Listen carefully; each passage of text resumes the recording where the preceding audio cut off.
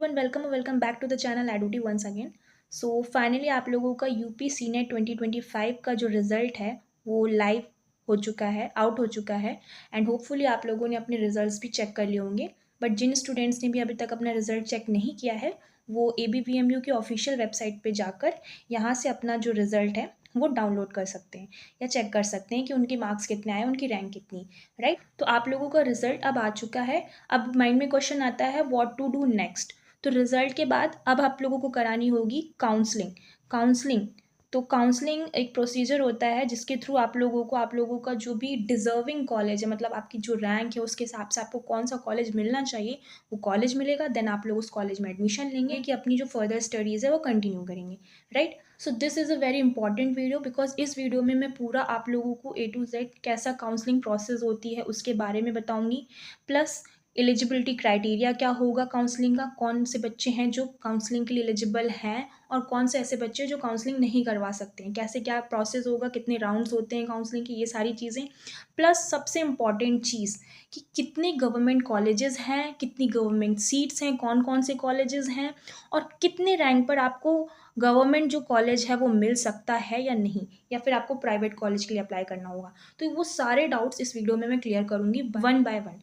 Right, तो सबसे पहले बात करते हैं कि कौन कौन एलिजिबल है। एलिजिबिलिटी क्राइटेरिया की अगर बात करें तो अगर आप लोग अपना जो रिजल्ट है जब वो डाउनलोड करोगे या उसको ओपन करोगे तो नीचे आपका आप देख सकते हो, जैसे कि ये एक स्टूडेंट का रिजल्ट है, यहाँ पे आपको अपनी रैंक देखने को मिलेगी, दैट इज ओपन रैंक, और आपकी कैटेगरी रैंक कितनी है वो मिलेगी देखने को, प्लस आपका परसेंटाइल, आप पास हो कि नहीं, कितने मार्क्स हैं आपके, कितना परसेंटाइल है। एंड साथ ही साथ आपको यहाँ पे ग्रीन में लिख के आएगा if you are qualified for counselling. अगर आपके मार्क्स कम हैं, आप मतलब लाइक आपने पासिंग क्राइटेरिया उसको पास नहीं किया है, तो आप यहाँ पे आपको लिख के आ जाएगा रेड कलर में नॉट क्वालिफाइड फॉर काउंसलिंग।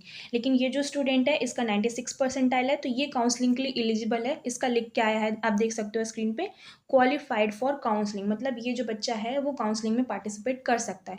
ऐसे ही आप लोग अपने अपने रिजल्ट देख लीजिए, अगर उसमें लिखा है दैट आप लोग क्वालिफाइड हैं काउंसलिंग के लिए तो आप लोग आगे की फर्दर प्रोसेस में अपना कंटिन्यू कर सकते हो। राइट, अब कैसे काउंसलिंग प्रोसेस होती है उसकी बात करते हैं। तो आपको मैं बता दूं अभी काउंसलिंग प्रोसीजर स्टार्ट नहीं हुआ है। जैसे ही काउंसलिंग स्टार्ट होगी अब ऑफिशियल वेबसाइट पे उसका नोटिस आएगा, उसके लिए आप लोगों को अपना जो भी लॉगिन करना होगा और जैसे जो भी प्रोसेस होगा वहाँ पे वो आपको one by one step wise करना होगा। उसका मैं फर्दर वीडियो बना दूंगी जैसे ही काउंसलिंग स्टार्ट हो जाती है। लेकिन इसमें मैं बेसिक चीज़ें भी बता देती हूँ कि काउंसलिंग होती क्या है, कैसे कैसे प्रोसेस आपको क्या क्या करना होगा। तो काउंसलिंग आपकी 3 राउंड में होती है। Right, first round, second round और लास्ट राउंड एक होता है जिसको हम मॉपअप राउंड भी के नाम से भी बोलते हैं। ठीक है, फर्स्ट राउंड में लाइक जो भी बच्चे जो क्वालिफाइड बच्चे हैं वो सभी पार्टिसिपेट करते हैं। इसका जो भी फीस क्राइटेरिया वगैरह होता है वो भी आपको पता चल जाएगा। अभी तक लास्ट ईयर में जो फीस थी काउंसलिंग की वो 5000 लगती थी, प्लस जो भी फॉर्म फिलिंग का जो रहता था काउंसलिंग का वो 500 रहता था। मतलब ऑल टोटल आप लोगों मान लीजिए सिक्योरिटी मनी आपकी 5000 लगती थी और जो काउंसलिंग फॉर्म होता है वो 500 होता है। तो मैं बेसिक आप लोगों को अभी से माइंडसेट बता देती हूँ कि आपका जो काउंसलिंग का जो पैसे लगेंगे वो आप मान के चलो 5500 रुपये आपको सेविंग करके रखनी है। जैसे ही काउंसलिंग स्टार्ट होगी आपको इतने रुपये तो लगेंगे ही लगेंगे। ये लास्ट ईयर का मैं बता रही हूँ, ये लगा था। हो सकता है इस बार वो लोग बढ़ा भी दें या इनकेस कम भी कर सकते हैं, बट कम होने के चांसेस तो बहुत कम होते हैं। हाँ, बढ़ सकती है फीस, ये ज़रूर है। लेकिन आप ये मान के चलो मिनिमम 5500 रुपीज़ तो आपके काउंसलिंग में लगने ही लगने हैं। तो जो बच्चे न्यू हैं, फर्स्ट टाइम काउंसलिंग करा रहे हैं, तो उनके लिए ये एक नॉलेज की बात है कि आप लोग अपनी इतनी सेविंग्स करके रखो। बिकॉज कुछ बच्चों के लिए ये पैसे भी बहुत ज़्यादा मैटर करते हैं। राइट, तो आपके काउंसलिंग में ये पैसे तो लगने हैं, जिसमें से 500 जो होती है वो रजिस्ट्रेशन फीस होती है, बाकी 5000 आपकी सिक्योरिटी मनी होती है, रिफंड हो जाती है बाद में, वापस मिल जाएगी काउंसलिंग ख़त्म होने के बाद। ठीक है, तो उसके लिए ज़्यादा चिंता करने की ज़रूरत नहीं है। फिर आपका सेकेंड राउंड होगा। इन केस मान लीजिए फर्स्ट राउंड में कुछ ऐसे एलिजिबल बच्चे थे जिनको कॉलेज नहीं मिल पाया, या कुछ ऐसे बच्चे थे जो सीट छोड़ के चले गए, जो जिन्होंने आधे में ही काउंसलिंग छोड़ दी, उन्होंने कॉलेज नहीं लिए, तो वो जो खाली सीटें रह जाती है तो जो आगे के जो बचे हुए बच्चे हैं उनको सेकेंड राउंड में काउंसलिंग में पार्टिसिपेट करा के वो बची हुई सीट्स को फिल किया जाता है। ठीक है, फिर इसके बावजूद भी अगर कुछ सीट्स बच जाती हैं या जो बच्चे जिनके मार्क्स थोड़े से कम है एज़ कम्पेयर टू जो अच्छे बच्चे जिनकी अच्छी रैंक्स थी, अगर सीट खाली रह जाती है तो फिर लास्ट राउंड होता है मॉपअप राउंड। तो वैसे तो इसमें बहुत कम चांसेस होते हैं मॉपअप राउंड में कि कॉलेज मिलेगा गवर्नमेंट, बट प्राइवेट कॉलेजेस और इन केस 2-4 सीटें अगर खाली रह गई लक वाइज तो उस थर्ड राउंड यानी मॉप अप राउंड में आपको बची हुई सीट्स मिल जाती हैं। तो इस तरीके से हमारी जो काउंसलिंग है, काउंसलिंग प्रोसीजर है, वो 3 राउंड्स में चलता है, जिसमें से जो लास्ट राउंड होता है वो मॉप अप राउंड होता है। और फ़ीस क्राइटेरिया क्या होता है मैंने वो भी आपको बता दिया। ठीक है, तो ये कुछ बेसिक क्राइटेरिया था। अब बात करते हैं मेन चीज़ की, कि आपकी कितनी रैंक है, ओपन रैंक, कितनी कैटेगरी रैंक है, और इस रैंक में क्या आपको गवर्नमेंट कॉलेज मिल सकता है कि नहीं मिल सकता है। तो उसके लिए हमें पहले देखना होगा कि हमारे पास टोटल कितने गवर्नमेंट कॉलेज हैं यूपी में बीएससी नर्सिंग के लिए। तो उसके लिए पहले हम यहाँ पे कुछ लिस्ट है गवर्नमेंट कॉलेजेस की, मैं वो आप लोगों से शेयर कर रही हूँ। तो ये पहले देख लीजिए। तो जैसे कि आप यहाँ पे अभी देख सकते हो, ये name of college plus district, मतलब किस डिस्ट्रिक्ट में है ये कॉलेज, और उस कॉलेज में अवेलेबल सीट कितनी है, और साथ ही साथ यहाँ पे आपको फ़ीस स्ट्रक्चर भी मिल जाएगा देखने को कि उस किस कॉलेज की कितनी फ़ीस लगती है। तो ये गवर्नमेंट कॉलेजेस की बात करें, तो अभी अगर total number of government colleges की बात करें, तो यहाँ पर ये आपकी जो लिस्ट है ये गवर्नमेंट कॉलेजेस की है। ठीक, तो यहाँ पे ओवरऑल आपके 24 गवर्नमेंट कॉलेजेस हैं, जिसमें से अगर आप सबकी सीट्स को ऐड ऑन करोगे, जैसे कि ये जो अवेलेबल सीट्स हैं ये मैंने सबकी ऐड भी की हुई हैं, तो ओवरऑल आपको आप मान के चलो 1300 से 1400 सीट्स हैं गवर्नमेंट सीट्स। अब आप खुद सोच लो, जिन बच्चों की भी रैंक, कैटेगरी रैंक की बात कर लो, ये तो मैं ओवरऑल रैंक जो कॉलेजेस हैं ये, आप रैंक की बात कर लो, जिन बच्चों का भी लाइक 2000 या 3000 रैंक के ऊपर जा रहा है उनका, तो आप खुद सोच लो 1400 सीट्स हैं और रैंक आपकी आ रही है 2000 3000, तो गवर्नमेंट कॉलेज आपको उस केस में मिलना थोड़ा सा मुश्किल है। मुश्किल भी, मैं ये भी नहीं कह रही हूँ कि नहीं मिलेगा, बिल्कुल भी मिल भी सकता है, और कैसे मिल सकता है वो भी मैं अभी क्लियर करूँगी क्यों मिल सकता है।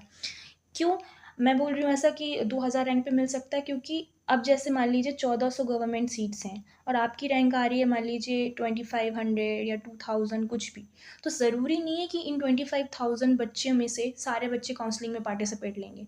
बहुत सारे ऐसे बच्चे हैं जो काउंसलिंग में पार्टिसिपेट नहीं लेते हैं, या काफ़ी बच्चे ऐसे होते हैं जो लाइक एग्ज़ाम तो दे दिया लेकिन पार्टिसिपेट नहीं कर रहे, वो अदर अदर एग्ज़ाम्स वगैरह में डाइवर्ट हो जाते हैं।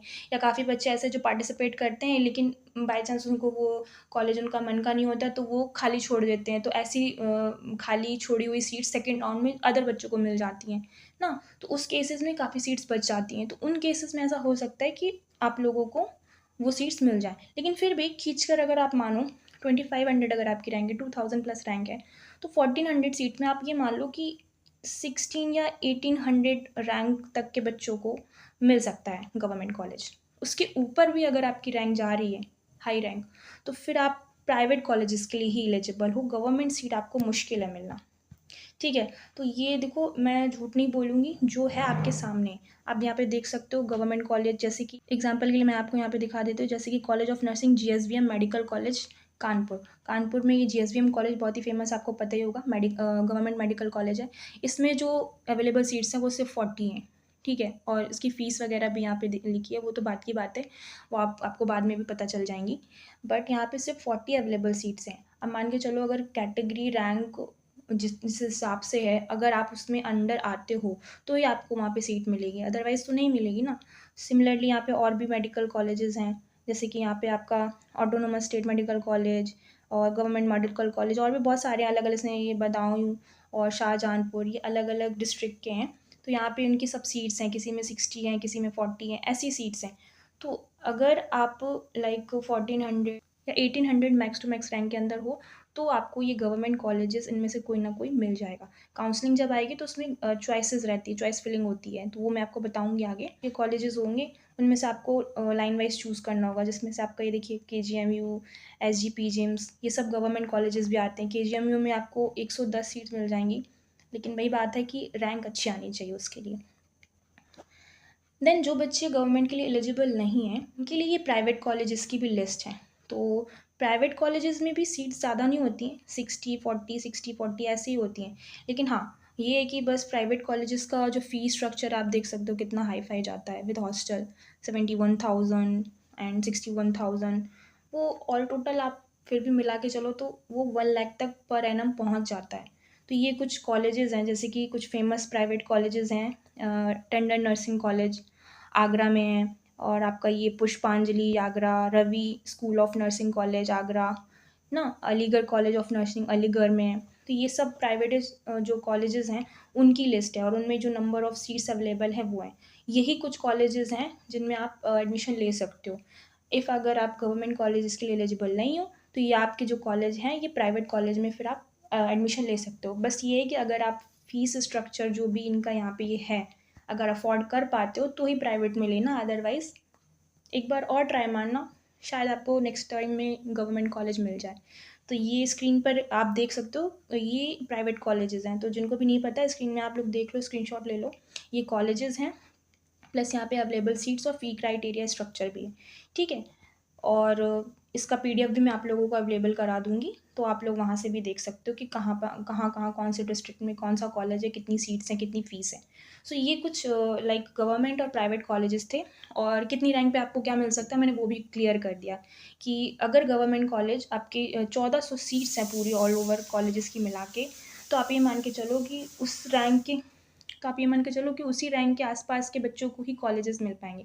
इनकेस जो बच्चे छोड़ के चले जाते हैं, काफ़ी बच्चे नहीं लेते हैं काउंसलिंग में पार्ट, तो मैक्स टू मैक्स मान लो आप 1600 या 1800 तक रैंक के बच्चे हैं तो उनको गवर्नमेंट कॉलेज मिल जाएगा। बहुत हार्डली या लकीली अगर अगर आपका लक अच्छा है तो हो सकता है आपको 2000 रैंक या 2500 रैंक में शायद गवर्नमेंट कॉलेज मिल जाए, बट मोस्ट प्रोबेबली ना के बराबर ही आप मान के चलो कि इतनी हाई फाई रैंक में आपको गवर्नमेंट कॉलेज मिलेगा, क्योंकि आपके एग्ज़ाम तो अच्छा गया, आपका जो मार्क्स है वो भी अच्छा है, परसेंटेज 96 परसेंटाइल आ रहा है या 97 परसेंटाइल आ रहा है, लेकिन काफ़ी बच्चों के ऐसे मार्क्स आए ना, तो रैंक आप मान के चलो अगर आपकी 2500 है तो आपके आगे अभी 2400 बच्चे और हैं, तो उनको पहले सीट मिलेगी ना कि आपको। ऑब्वियस सी बात है, तो ज़्यादा लाइक डिमोटिवेट होने की ज़रूरत भी नहीं है। बाकी अभी ये कंफर्म नहीं है कि आपको इतने पे नहीं मिल सकता। अभी जैसे ही काउंसलिंग स्टार्ट होती है, कितना क्या सीट्स है वो सारी चीज़ें मैं आपको एक बार और क्लियर कर दूँगी जैसे ही काउंसलिंग स्टार्ट हो जाती है। हो सकता है इस बार थोड़ी सीट्स बढ़ जाएँ, तो आप लोगों के लिए ये गोल्डन चांस होगा, शायद आप लोगों को और ज़्यादा सीट्स मिल जाए, मौका मिल जाए, शायद आपको गवर्नमेंट कॉलेज मिल जाए, राइट? तो ये सारी चीज़ें हैं। इन केस फिर भी अगर आपको कोई डाउट है अपने मार्क्स या रैंक से रिलेटेड, तो आप मुझे कमेंट सेक्शन में पूछ सकते हो। बट बेसिक जो चीज़ थी, कैसे काउंसलिंग प्रोसीजर होता है, क्या-क्या गवर्नमेंट कॉलेजेस हैं, कितनी सीट्स हैं और किस रैंक पर आपको गवर्नमेंट मिल सकता है या नहीं मिल सकता है, वो डाउट भी मैंने आपका यहाँ पे क्लियर कर दिया। So thank you so much for watching this video, and जैसे ही काउंसलिंग स्टार्ट होती है मैं आप लोगों को स्टेप वाइज जैसे-जैसे प्रोसीजर होगा, चॉइस फिलिंग कैसे क्या करना है, क्या-क्या डॉक्यूमेंट्स होंगे, वो सारी चीज़ें मैं आप लोगों को नेक्स्ट वीडियोज़ में अपने अपलोड करके आपको एक्सप्लेन कर दूँगी। तो do subscribe my channel, and thank you so much for watching it.